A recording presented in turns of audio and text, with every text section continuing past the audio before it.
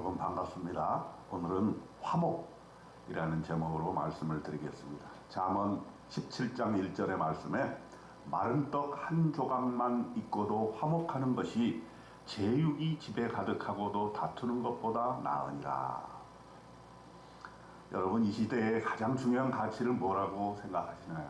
우리나라 지금 이 민족이 당하고 있는 여러 가지 어려운 문제점 중에 가장 중요한 가치는 역시 화목의 가치가 아닌가 생각합니다. 너무 다투는데 익숙해진 민족이 되어버렸어요.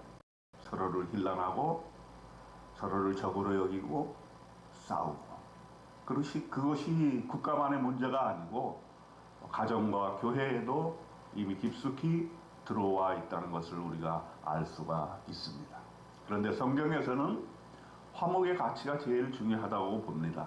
1절에 보세요. 마른 떡 한 조각만 있고도 화목하는 것이 좋다. 그것은 제육이 집에 가득하고도 다투는 것보다 훨씬 낫다고 얘기합니다.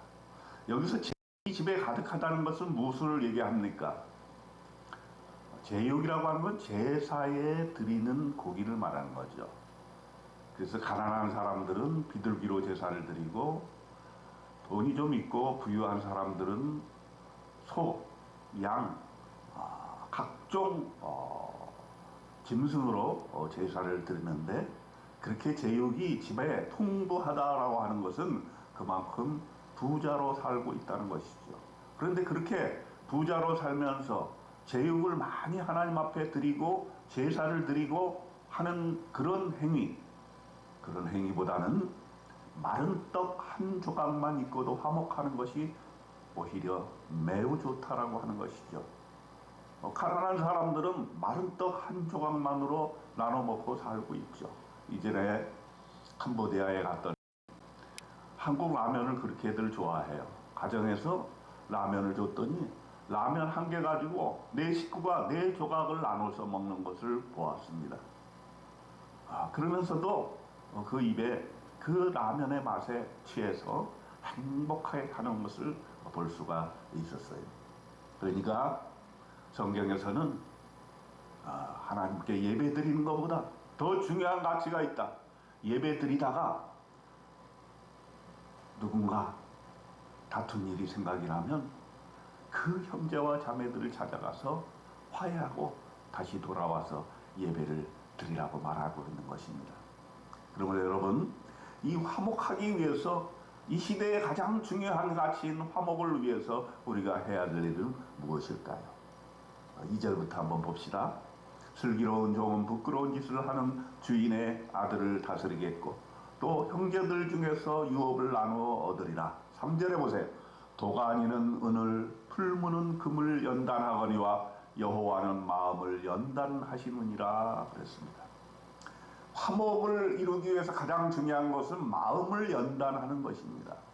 하나님께서는 우리를 연단시켜 주시는데, 마치 도가니에 은을 넣고 풀무에 금을 넣어서 불순물을 다 제거하고 찬물에 담그고 뜨거운 불에 녹이고 이렇게 해서 연단하는 것처럼 우리의 마음을 연단시켜 주신다라고 합니다. 마음을 잘 다스리고 연단하고 또 좋은 성품을 가질 수 있도록 노력하는 것 중요합니다. 27절에 반복해 나오고 있어요.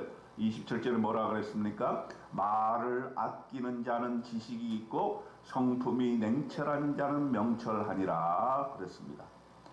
말을 아끼고 성품을 올곧게 냉철하게 하면서도 다른 사람을 받아들일 수 있는 포용력을 가지게 돼야 된다는 것입니다. 그러므로 22절에는 마음의 즐거움이 매우 중요하다고 봅니다. 마음의 즐거움은 양약이라도 심령의 근심은 뼈를 바르게 하느니라. 자기가 행복해야 다른 사람을 받아들일 수 있는 것이죠. 여러분, 왜 싸우는 겁니까?